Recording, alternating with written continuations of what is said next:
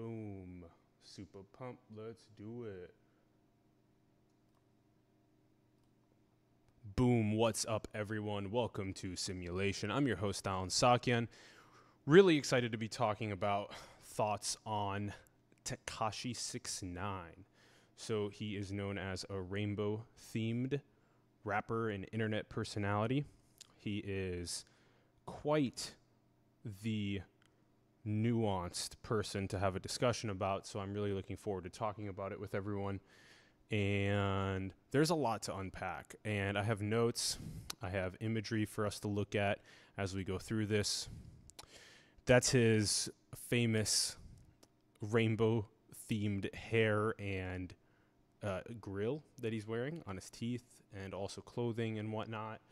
And there's a lot to unpack about him. I have a lot of notes to talk about, and you can look at the link also in the bio to his Breakfast Club interview.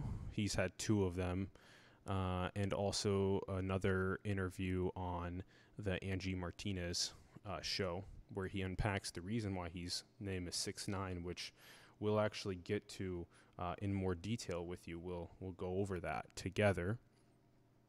So there's a lot to talk about, and I want to start off by just explaining why this is such a importantly nuanced topic. This is not, by the way, how awesome is the waterfall today? Right there. It's awesome. Nature. It's epic. So this is extremely important for us to unpack in its nuance, because 6ix9ine is not binary. He's not a black or white kind of a person to just either say he's absolutely incredible or he's absolutely horrible. Just like everyone really is. It is really important to, I guess, unpack everyone's soul and all of their nuance. And so I think a really good place to start with him is that, why did he pick 6ix9ine? Well, he jokes about it, and he says that it's because he's really good at 69ing, which is very funny. But then he also has this really interesting way of explaining it. And here on the Angie Martinez show, she asked him, this was a couple months ago, why? And, he wrote there, you see the number. He wrote the number 6, and he showed it to her. And then he then he asked her, what do you see? And she said, I see 6. And he said, well, I see 9. And then he flipped it around and he showed it to her again. And obviously when you flip it around again, the number says 9 to the other person. It says 6 to you. And so the reason why he says that this is why he came up with the name is because of the importance of perspective. And I thought, damn, for a young, 22-year-old, and especially the one that grew up with the circumstances that he did, he sure did manage to come up with something quite interesting as a name for himself with the numeric character 6 and 9, and how that relates to perspective. And he references frequently what it's like to be poor and needing to feed yourself or your family, or provide yourself with shelter or clothing, and when other people just straight up just think that you are like a bad human being for needing to go into to do things that are unconventional in order to survive. And I don't think that that's necessarily fair, because they're not fully accepting their perspective. He made it clear to Angie, come into my shoes to understand who I am and why I feel this way. And I thought that was really interesting. So, let's talk about this. Like, I'm trying to bring up, like, his shoes, his perspective. Who is this guy? Well, his birth name was Daniel Hernandez, and he is 22 right now, and he's been involved in I'm trying to learn as much about this as possible, but he's had some run-ins with the law, and he has been cutting it really close with the law and creating a lot of beef with other people, and I'll get into unpacking the nuance of this, but beef equals views to many people, and this is not the first time that people down in Los Angeles or in New York understand that you can actually use the media's machinery to cast beef onto other people, or to make purposeful media propaganda that will then get you more views, get you more attention. And so this isn't the first time that we're seeing people take advantage of this process. So always important to keep in mind that people can use the media in that sense. And I think he has been doing that quite a bit for himself. He said, I'm a product of my society. And so let's talk about his upbringing. And he's been quite a bit probed on these interview shows about why he says that he's the king of New York, or why he tells people that they should suck his dick, or why he says that these different sort of controversies that are being brought up about his behavior. And I think that's, of course there's a place for that, but I think there's a huge missed opportunity. And that missed opportunity is because we are not asking 6ix9ine about what his thoughts are on humanity and where he would like to see humanity go, like how he would like to design humanity moving forward into the future. What would be his ideal societal design? So I think asking him those types of questions is really important. And 6ix9ine, open invitation to come on to our show and talk to us about the nuance behind your worldview and your world perspective. And you can see how playful he is. It's very strange. You watch one of his videos, and you'll see him in his videos maybe being a little bit, aggressive and whatnot. But then you see him in his interviews, and he's super playful and friendly and kind, and in some ways, and you can tell that's a very thing to not be so scared of. So, all right, let's talk about his upbringing. So, this is interesting. He's born in Brooklyn, and his father. Initially his biological father wasn't around, and then his father. Then after his biological father left, his father was shot and killed. I believe a block from his house, and that was when 6ix9ine was 13 years old, and so. His mom was left to raise him and his brother, and she came from Mexico with nothing. And so when I really think about him, and I think about where he came from with that that PTSD, which he does talk about, the stress that comes from being 13 and having your father, who is an important figure in his life, just die a block from his house, get shot. That kind of stuff takes a toll on you. And so that emotional disturbing feeling that he had throughout his life caused him to also act out and eventually get expelled from school in 8th grade for bad behavior. And he got a girl pregnant when he was 17, and he calls her his baby mama. And with that daughter on the way, he got into a predicament. That predicament was a little bit. It's strange because there's Charlemagne was trying to, on Breakfast Club, was trying to point at him and say, like, aren't you a rapist? And this controversy that 6ix9ine got into was not rape whatsoever, at least through him speaking about it and through the reports that were written about it. He was with someone that was underage. He was 17 and she was 13, I believe. And what happened was that she was with him and doing some sort of dancing activities while she had some of her clothing off, and so that was a very big issue. And that's a 4-year age gap, and obviously that's an issue. If the girl was 17 and the boy was 13, what kind of an issue would arise if it's a 30-year-old man with a 14-year-old girl, a 30-year-old woman with a 14-year-old boy, that's a bigger age gap. That's a bigger issue. But this is a 4-year age gap between what would be like a senior in high school and a freshman in high school. So, he said that he was being unfairly treated by the media, which I see that as the mainstream media is really under fire right now because they are losing a lot of their viewership and subscribership, and they're trying to, in many ways, clickbait and put unjustly written pieces out in some ways, and some sources do that. And I can see how that can be portrayed as a monster, but I also, don't defend that necessarily, that it's important for us to teach kids that, like, hey, you got to be really careful with when you are a senior hanging out with a freshman and that kind of stuff.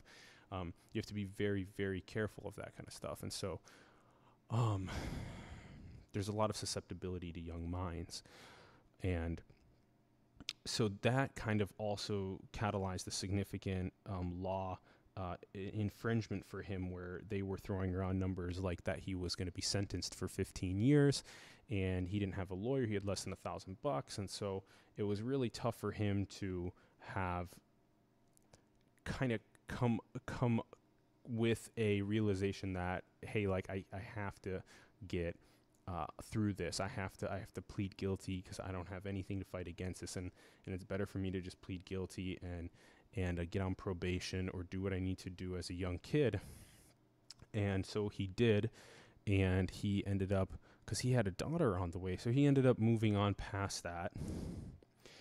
And so I think this is really important because, 6ix9ine talks about this absolutely insane system that we live in. He says he's a product of the society that he was born from. And so if you think about it, there was another incident here with the product of the system.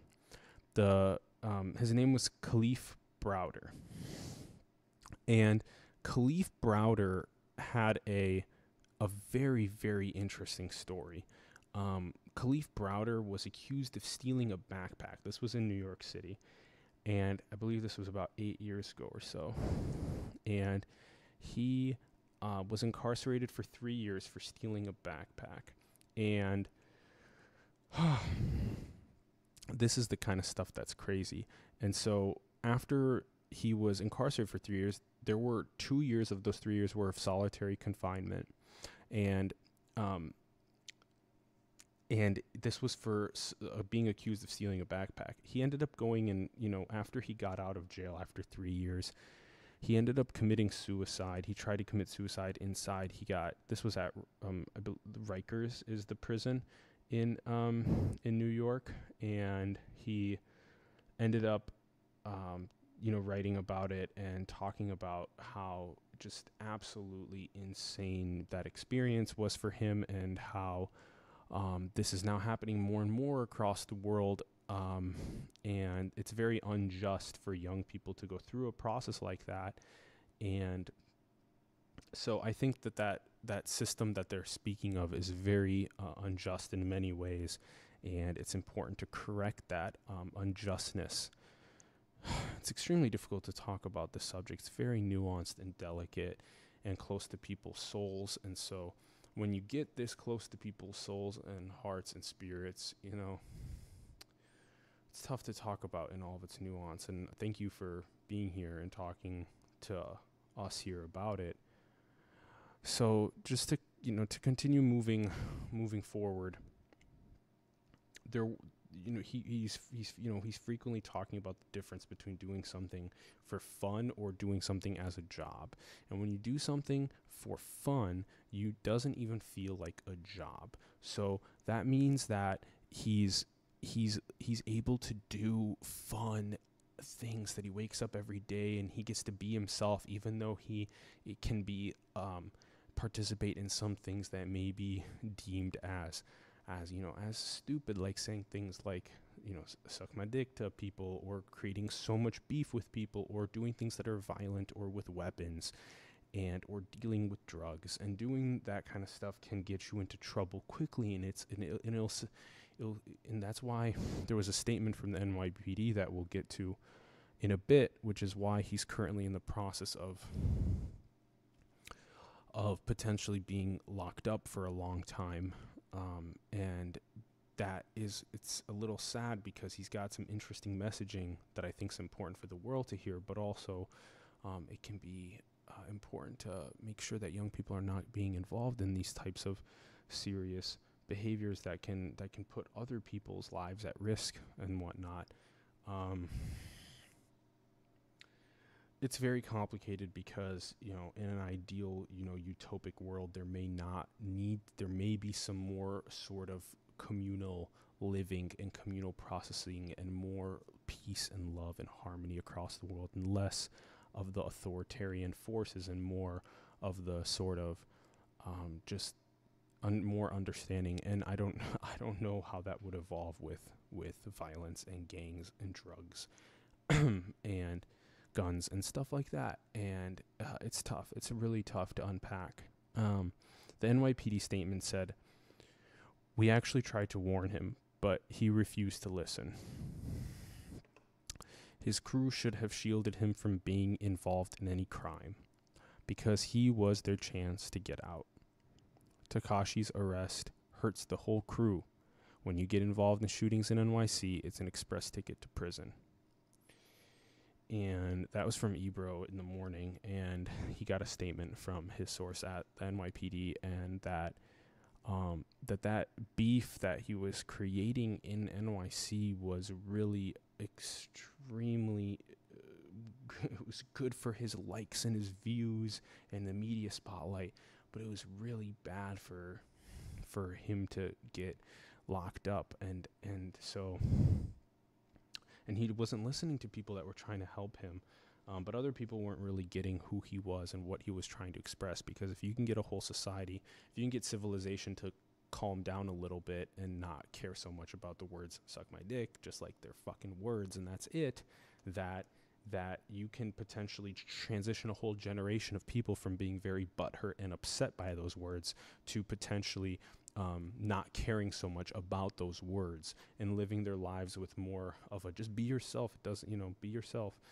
But there are people that actually get upset by those words, and it's important to also respect them and whatnot. So it's extremely complicated, extremely nuanced. So that NYPD statement's interesting because he had the potential to potentially be this really powerful source for his crew to kind of get more further away from the violence. I'm really happy that he made a distinction between fun and job, because when you're waking up in the morning and doing something you love, it's fun and it doesn't feel like work, and that's really, really important. So he's he's acting like this major troll and whatnot at times to people, creating this beef, but he's also donated lots of money to his community in Brooklyn. Again, this is a supposed thing that he has said.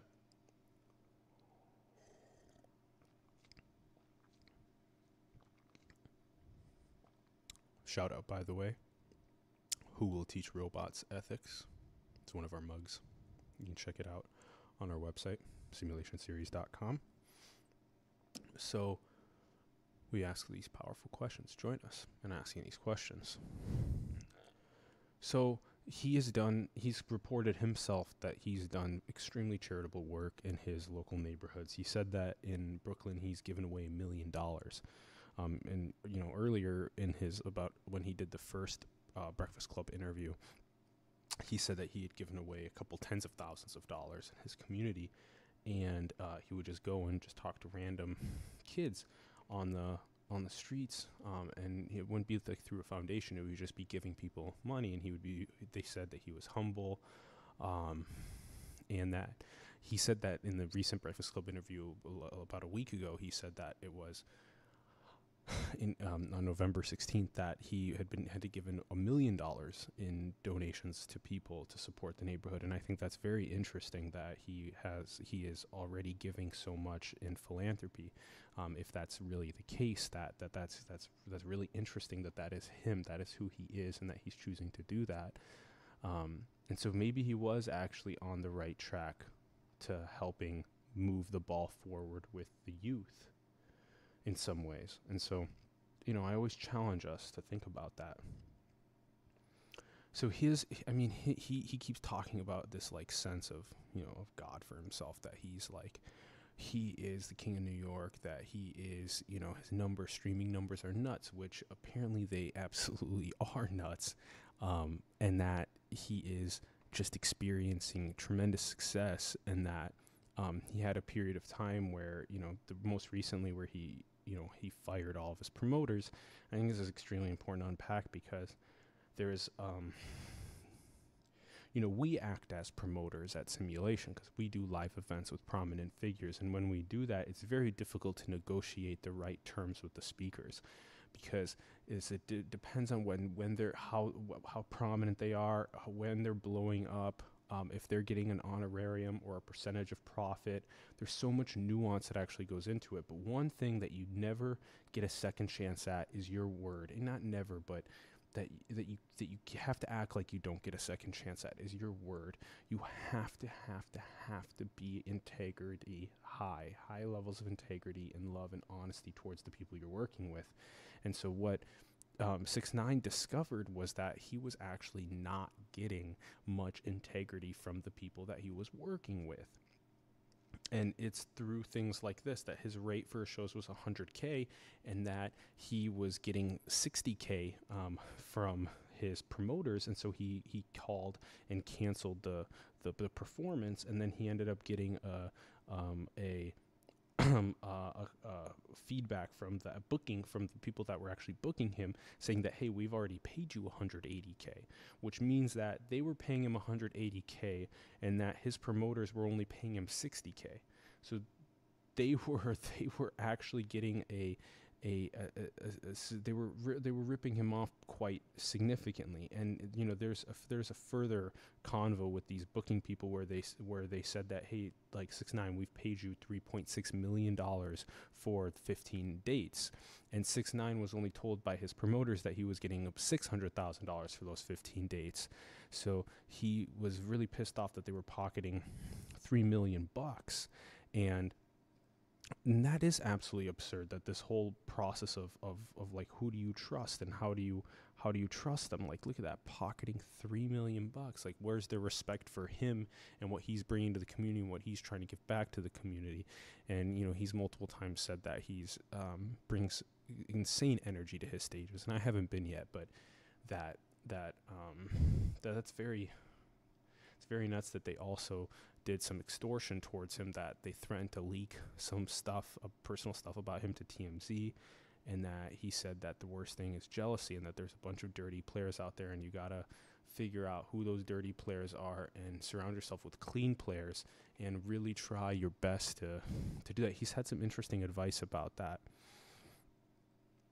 And he said that, he's signed right now to the Universal Music Group, UMG, and Lucian Elliott Grange, Lucian's son, is his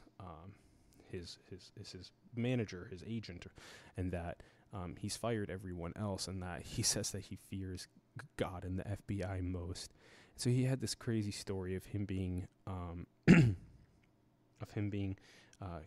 kidnapped as well, where he, every time he walks out of his house, he's walking out of his house with a head down. No one knows that he's there, and his crew's really good at protecting him and whatnot, so no one knows that he's there. And then he got hit by another car, and then he noticed he was being robbed, and he went and led them to his house so that they could have his jewelry. He was hoping that nobody got injured. Then he rolled out of the car on their way out, and he ended up being went to the hospital, checked in with his family. Everything was okay after that. But there are these crazy stories like that where he also is unsure on who to trust on the inside of his group as well. It's just very, very crazy things. Now he has very extreme security. He took a video of him like breakdancing in a circle with his security, and the security was quite well equipped. Triple X Tentacion, or just X, it was a good friend of his, and X passed this year, and X was a very interesting young man, as I think 6ix9ine is also an interesting young man. And what I think is really interesting about them is that they are very eccentric, and they're trying to communicate messages of potentially harmonizing in different ways that we have yet to really understand or experience. And I think that's interesting, and that it shouldn't go. We shouldn't just push that away as something that that their messages have these faults, and that because of these tiny faults that we shouldn't pay attention to their messages. No, we should totally pay attention to their messages and take these really powerful statements from them. They're young and they've seen the world in unique ways, and I think it's really important to pay attention to that. So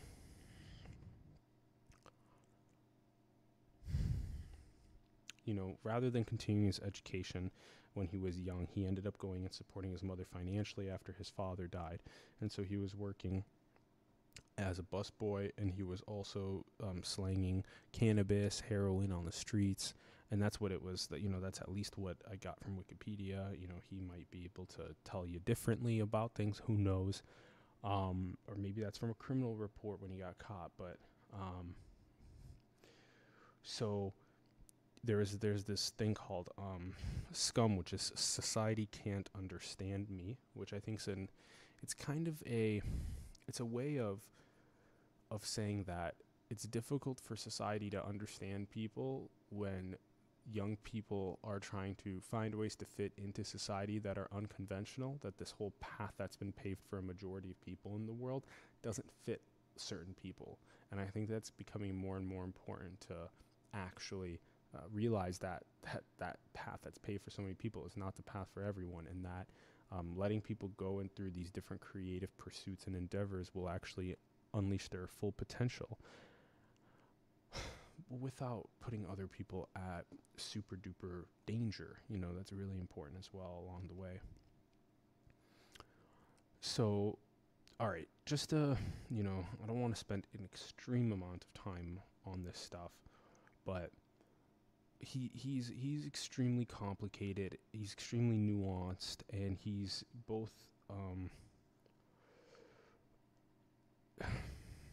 he's young and he's ambitious, and he is calling society out on some shit, but also he's not necessarily listening to what society's trying to tell him in some ways that could help him. He might actually be able to amplify his impact into civilization more if he was willing to listen a tiny little bit more into what society's trying to say about making sure that other people are safe. So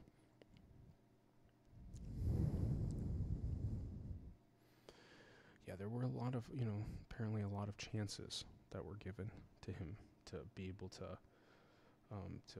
fully realize that himself, that he needs to make sure that other people feel safe. So it's tough because other people also need to feel some pressure in their lives, and that pressure is to make the world a better place. And so if you need to put pressure onto people to change their greed or their corruption, then we got to do that. And that's an important thing for us to do. So, yeah, there's a lot. I think if he had a serious mentor in his life that could really help him out, I think that would be very, very, very helpful. And I think there's a lot of young people that need a mentor like that in their life.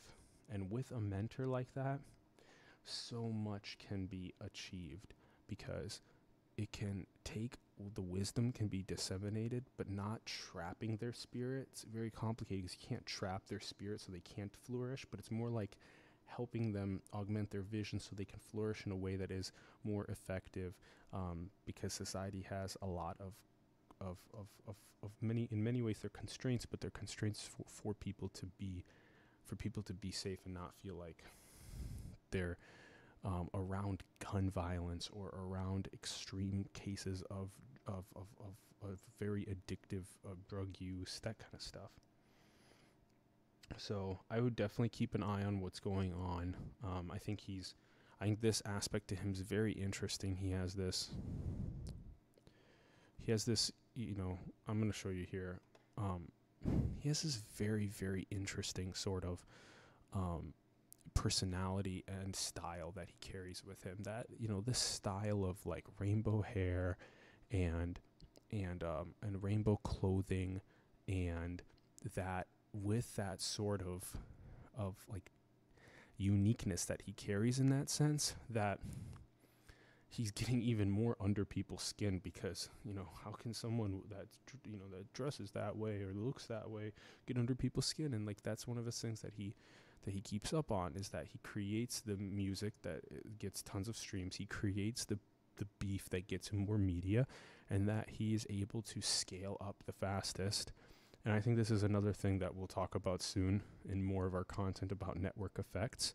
And Los Angeles is having a major epicenter of network effects that are bubbling and breeding, commingling, and yeah. So I just want to say that this is an extremely nuanced conversation. I appreciate everyone for tuning in and checking this out. And I want to say that, you know, don't get caught in the binary trap. Get into some nuanced conversations with people you love about how to maximize the potential of Generation Z kids, and even younger, the kids being born today that are 0 to 4, 6 years old. That how do we maximize their potential into the world, and how do we design and architect civilization to do so? So let's do that together, everyone. As we always say on the show, much love. Go manifest your destiny into the world. Build the future. Give us your thoughts in the comments below. We'd love to hear from you. Thanks, everyone, for tuning in. Much love, and we'll see you soon. Peace.